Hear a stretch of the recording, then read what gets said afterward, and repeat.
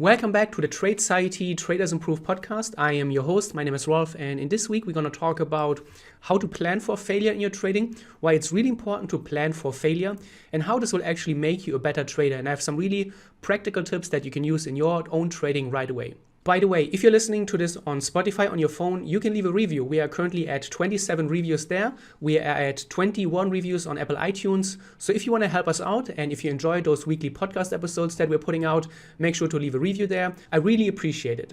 A few podcast episodes ago, I talked about the so-called excellence mindset, and I said that it's important that we always give it our best and that we put out quality work and that we hold ourselves to high standards. However, there's also a caveat to that, and things are always a little bit more complex than they seem at first glance. And it's important to understand and realize that humans do make mistakes, and we are not going to be able to put out 100% perfect work all the time.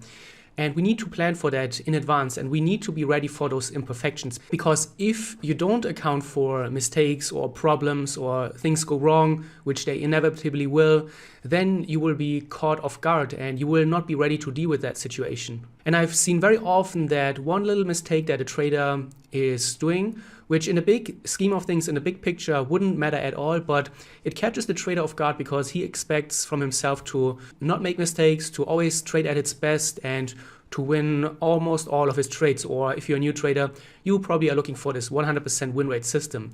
And then things will go wrong, you will lose trades, you will make mistakes, and you need to be ready for that. It's really, really important. Because what happens? The first loss comes around, or the first mistake that you make comes around, and you will get a little bit emotional, you will get a little bit aroused, and then on your next trade, this will influence your decision making. You may make a decision that is not 100% in line with your trading plan. Maybe you risk a little bit more, maybe get into the trade a little bit earlier to make up for that mistake and to recover from that loss quicker. And then you're going to lose another trade because you broke your rules, and that's what you deserve. And then you lose your calm, you get even more emotional, you push your risk management even more. And then this sets off this vicious cycle where you dig yourself a hole that is going to be so big that it's going to be really hard to get out of it. And then if you let this completely get out of hand, if you increase your risk continuously, you will often end up blowing up your account. And I've seen it many times. One little mistake that wouldn't matter in the big picture and the trader would easily be able to recover from it with your next trade really leads to this huge blow up of the trader. You lose not only your trading capital, but most importantly also your mental capital. And if you lose your mental capital, which means that you lose the joy and the fun for trading, the interest, the excitement, then recovering from that is very, very hard. And very often traders will actually then quit trading because they just can't stand to look at charts anymore, because they always think about how they messed up, how much money they have lost, how much time they've wasted, as they believe. So it's really important that we cover our grounds here and that we are ready for when failure comes around, if we want to call it even that. So I'm proposing a radically different approach that I have seen work for me, but also for other traders. And it's important that we allow ourselves and that we plan for failure. We allow mistakes in our trading. We are ready. We know that they will come, and we are not going to be surprised when they come. Because when you expect yourself to fail, which you will in the beginning, in the first few years of your trading, you will make mistakes. And it's important that we do those mistakes, because if you do make mistakes and you analyze them, you can learn from them. But if you trade from a mindset or a perspective where it is forbidden to make mistakes, you're going to trade from a mindset of fear and restriction, because you are too scared to make a mistake, and then eventually many traders will freeze up and eventually have this fear to pull the trigger, and then you will not be able to get into trades, and you will make even more mistakes and engage in bad trading and adopt bad trading behavior. Or on the other hand, what I have seen also very often is that once you have your first mistake and then maybe your second mistake, and then you're going to tell yourself, oh, now it doesn't matter anyway, I've already messed up, and then all of the good intentions, all of your rules go completely out of the window, and then all bets are off and you are entering this savage gambling mode. And then obviously this is not going to lead to anything good in your trading. So we could do something like a 80-20, 90-10 split. And what this means is that you have room for maybe 10 or 20% of bad decisions, screw-ups, slip-ups, missteps, whatever you want to call it. But you allow this in your trading and you're totally fine with that. So when we look at a trade, for example, we could divide a trade into 3 different parts. We have our entry part, we have our part where we hold the trade, so trade management, and then we have our part where we exit the trade. So every trade has 3 parts, and you have to basically make 3 decisions: entry, exit, and trade management.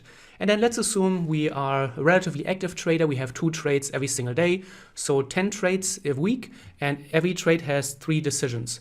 So that comes up to 30 decisions that you have to make in a week. And of course, you will not be able to make all of those 30 decisions perfectly 100% according to plan. There are going to be events, situations where you are not going to be 100% satisfied with how you reacted. And that's totally fine. Even the best traders will not be able to pull off 100% efficiency. But if you say, okay, I allow myself, let's say 15% of mistakes.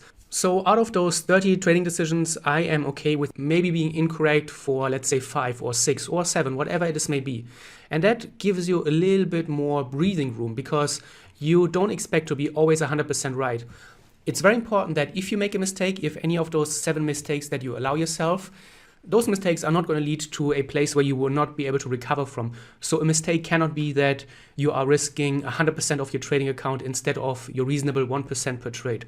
So the mistake that you make cannot be as bad as you cannot recover from it. But if it's a regular or a normal mistake, then that's totally fine. It's not going to ruin your trading over the long term. If out of those 30 decisions that you're making, 25, 24, 23 are going to be perfect 100% according to the plan. And there are going to be those 5, 6, 7, 8, whatever it may be, wrong or bad or imperfect decisions.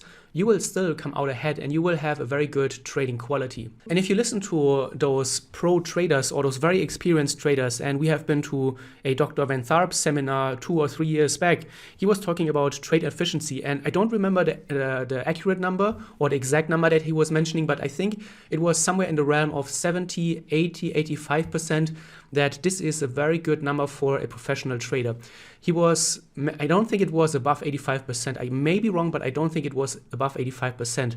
And this is, I think, also very reasonable to expect from a new trader. Of course, you may not be able to get to 85% right away, but the point here is that you have this little room for mistakes or missteps that is not going to wreck your trading account, but it gives you this little bit of room to breathe. I think that's a very nice way to put it. So a mistake, if you do it, and you will do it, is not going to set off this cascade of following mistakes, and then suddenly you are at the end of the week and you're down 50% on your account and you don't even know how this could happen. Your mental capital is completely depleted and you feel really bad, and then obviously recovering from such a situation is going to be very, very hard, and it's going to take not only a lot of time for the trades to recover your account, but also to recover from it mentally, and that's the biggest problem.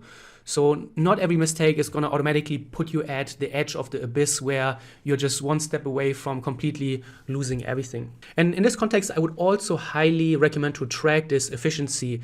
If you don't have a trading journal, in edgewonk.com, the trading journal that we have built, we have included this efficiency metric for you. So every trade, you can rate your level of execution for your entry, the exit, and the trade management. And then Edgewonk will show you your level of efficiency for the trade, but also for the week and over the long term as well. So you can nicely see and compare, has your efficiency gone up? Is your efficiency maybe down? Have you made more mistakes recently? And then you will be able to catch yourself before everything gets out of hand. It's also a nice challenge to have for yourself every week to keep the efficiency maybe above 50, maybe above 60, or higher than what it has been last week or last month. This can be a very nice challenge for you, and it's automatically going to improve your decision making and also your trade quality. And what I've seen that this approach is also very helpful to apply it in other areas outside of trading.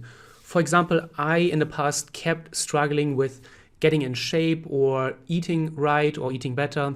And I was also doing it wrong because I was setting myself those artificial rules and those very rigid and strict rules that I said, okay, I'm going to start a new diet and I'm going to eat very clean and I avoid fast food, alcohol, or whatever.